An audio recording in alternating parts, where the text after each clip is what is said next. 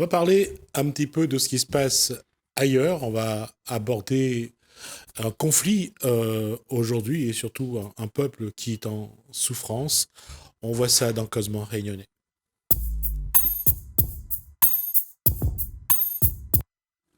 Bonsoir Jean-Yves Payette. Bonsoir. Alors, aujourd'hui, ce soir, on reçoit le...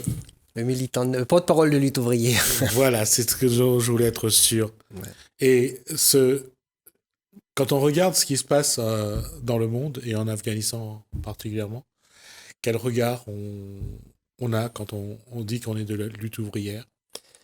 Bah écoute, c'est un regard, je dirais, de militants qui trouve terrible cette société. On a atteint un niveau de développement où normalement on ne devrait plus assister à ce genre de scène. C'est la conséquence directe de la politique des pays impérialistes, notamment là américains, mais bon, tous les autres pays ont quand même suivi, où il s'agissait d'aller, de piller des pays, contrairement à ce qu'on dit, parce que sur ce pays pauvre qui subit maintenant 40 ans de guerre, 20 ans avec les États-Unis et 40 ans quasiment au total. Donc c'est terrible, c'est terrible. Et aujourd'hui, on a été bombardé. Il y a quand même bombardé ce pays, dépensé je crois, 1000 milliards de dollars pour pouvoir faire cette guerre. Au profit de quoi? Pour arriver où? Voilà, les conséquences du retour, des talibans au pouvoir, c'est quand même toute cette politique. Est-ce que là, il n'y a pas une volonté de ces mêmes pays de laisser les talibans revenir au pouvoir? Oui, il est clair que oui, les Américains, les Français et autres font le pari que, eux, de toute façon, dans la réalité, ils ont rien à faire du droit des femmes, de la violence des talibans, c'est pas leur truc. Leur problème, eux, ce qu'ils veulent, c'est le business. Bon, il y a de l'argent, et pour ça, ils misent sur un État centralisé avec qu'ils soient talibans ou autres. Le problème, c'est de pouvoir discuter avec des gouvernements, comme beaucoup de dictatures, etc. C'est pas, eux, ils sont pas là pour instaurer la démocratie, tout ce qu'on veut. Tout ça, c'est un peu des balivernes pour justifier justement ces guerres-là.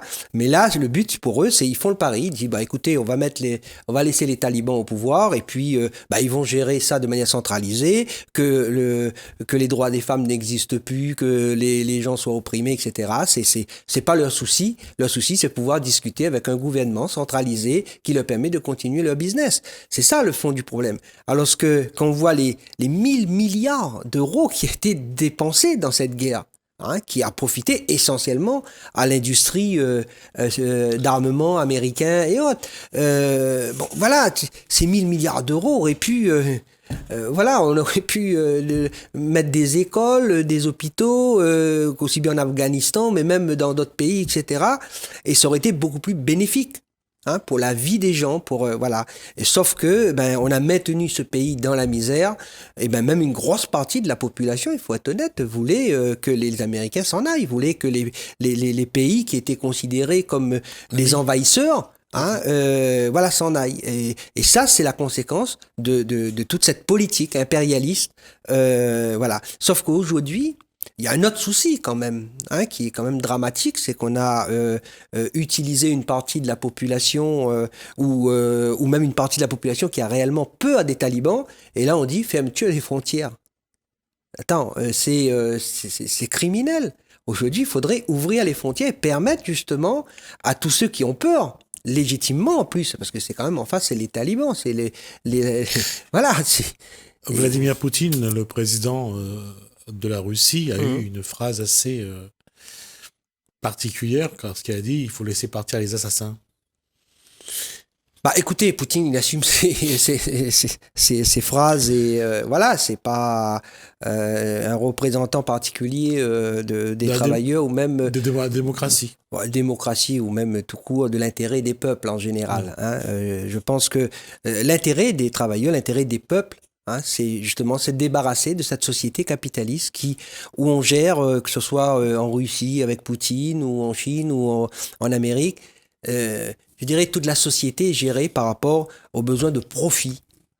On a même vu, je fais juste une petite parenthèse, on a même vu par exemple sur le vaccin où l'intérêt des groupes pharmaceutiques passe avant tout.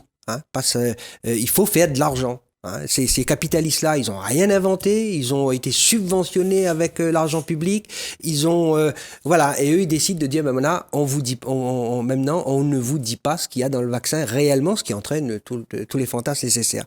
Mais pour revenir à l'Afghanistan, la responsabilité de ce qui se passe en Afghanistan, comme ce qui se passe d'ailleurs dans d'autres pays où c'est pas l'armée américaine mais c'est l'armée française, etc. C'est-à-dire ce maintien de la population dans la misère effroyable et qui entraîne des pouvoirs par la suite qui soient du style des talibans ou autres. Et ben voilà, ça c'est quand même la responsabilité des pays impérialistes. Donc le but et les interventions dans ces différents pays, c'est de faire de l'argent, c'est pas aider les gens. Vous savez, il y a la famine à côté de nous à Madagascar. Hein, si les pays impérialistes, dont la France, étaient si généreuses que ça et étaient prêts à dépenser autant de milliards dans les guerres, ils dépenseraient à faire que les gens puissent manger. Hein, eh bien oui, il n'y aurait pas eu la famine à Madagascar et ça aurait coûté quelques centaines de millions et non pas des milliards, et non pas 1000 milliards. Donc voilà. Donc le but de toutes ces guerres, hein, c'est quand même le désir, la volonté, le fonctionnement même de la société capitaliste où le but c'est de faire du profit à tout prix, quelles qu'en soient les conséquences. Aujourd'hui, on voit la situation, on voit qu'ils ont déjà annoncé que tous ceux qui veulent partir, y compris ceux qui ont travaillé avec les pays occidentaux, ne pourront pas partir. Tous ne pourront pas partir. Comment les Réunionnais, ou bien sûr l'ensemble des Français, d'une manière générale, doivent regarder ce qui se passe actuellement en Afghanistan? Comment on doit appréhender ce qui se passe? Je pense que y a un minimum.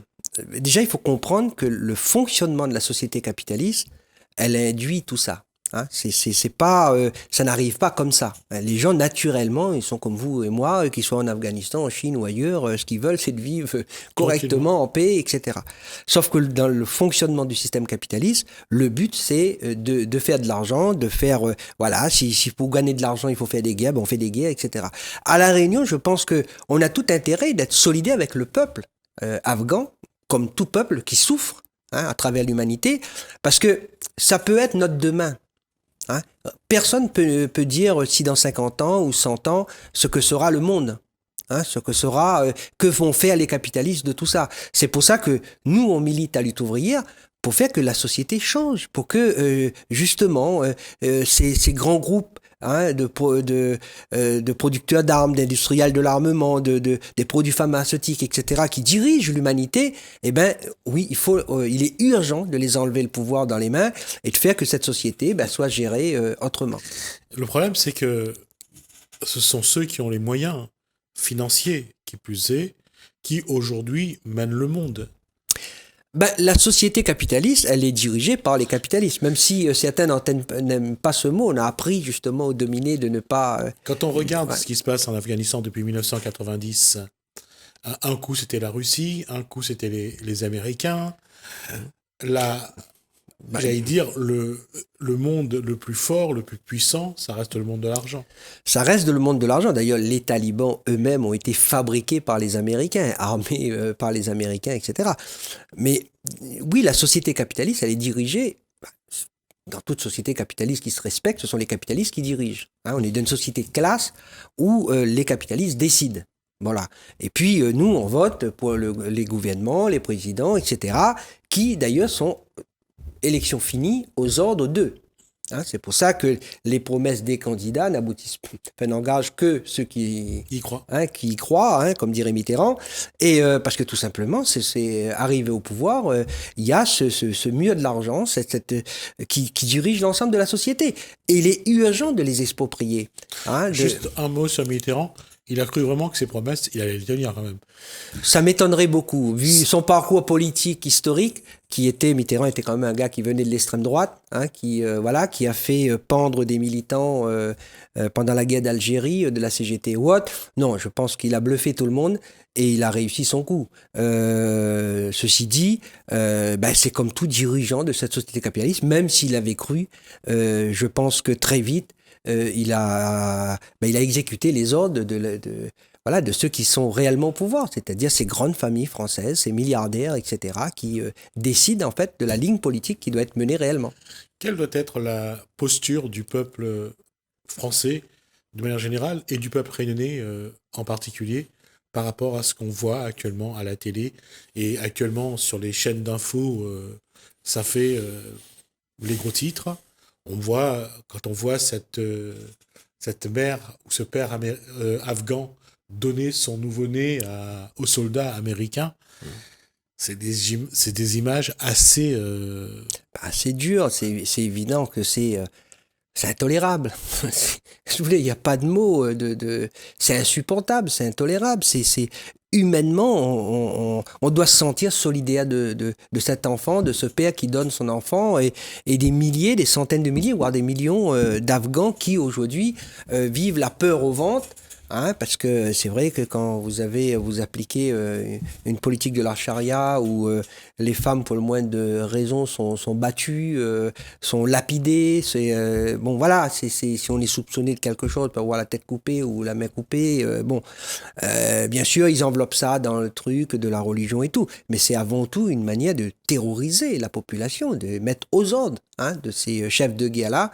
Et voilà. Nous, on doit se sentir solidaires de toute façon de tous ceux qui souffrent, de tous ceux qui sont écrasés sur l'ensemble de la planète. Ce sont nos frères, quelque part. C'est nos frères de classe. Et voilà, les capitalistes, bien sûr, ils poussent.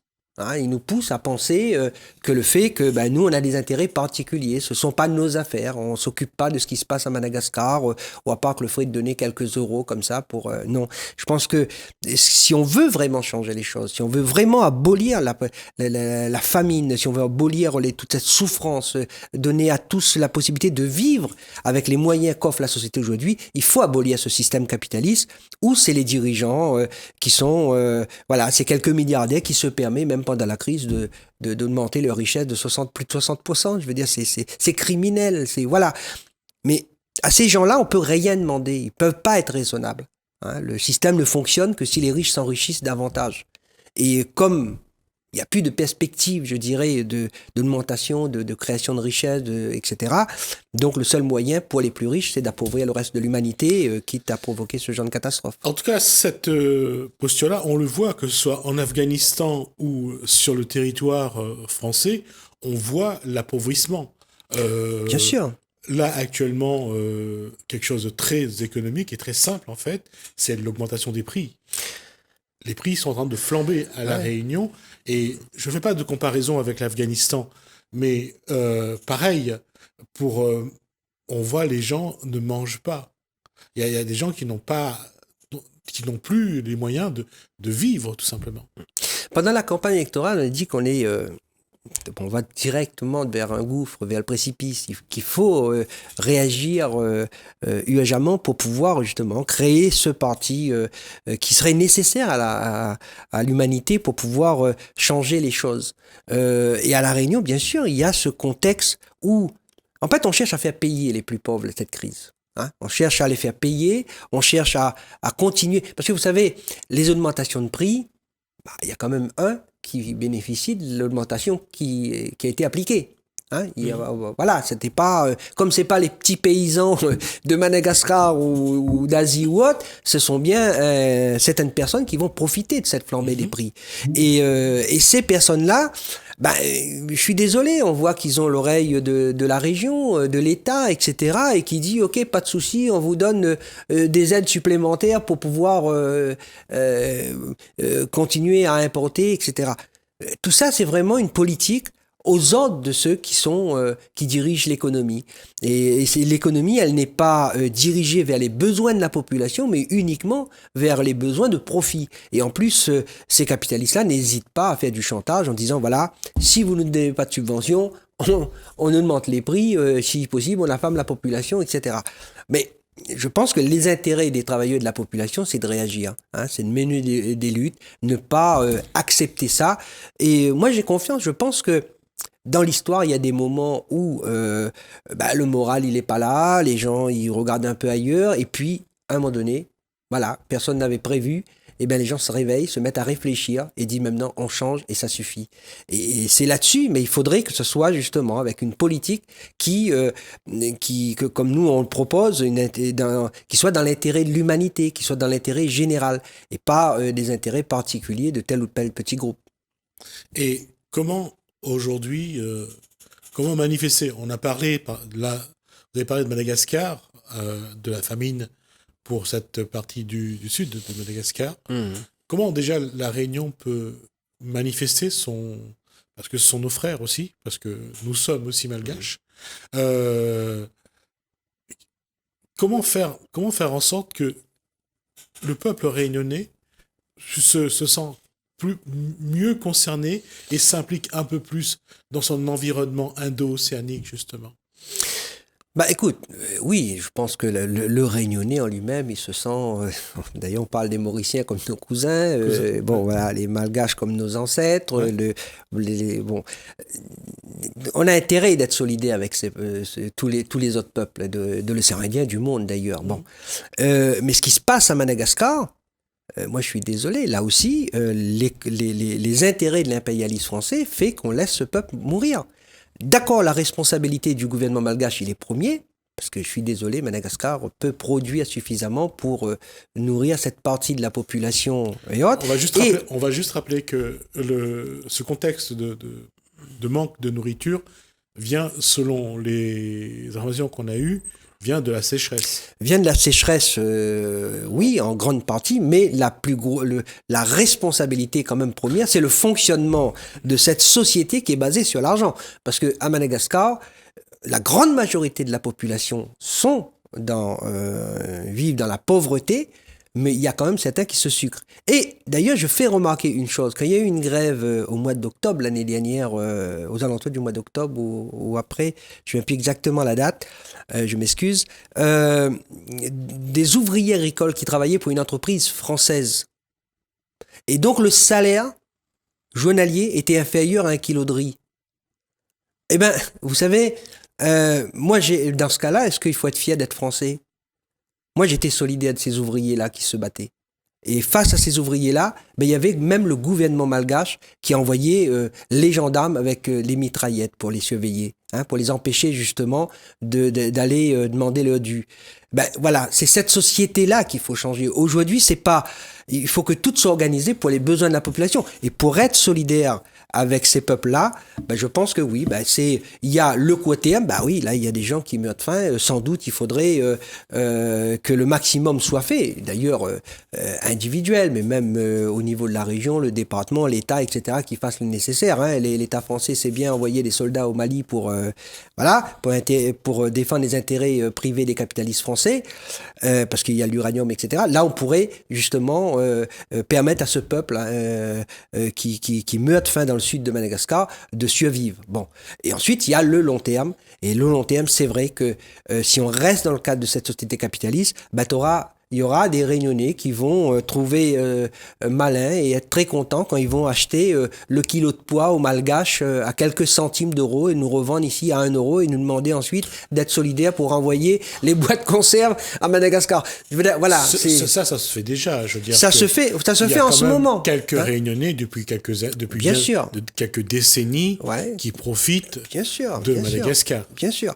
Sauf que les Réunionnais que nous on fréquente et que, voilà, ils sont pour rien. Mais il faut comprendre que la source du problème, il vient quand même de là.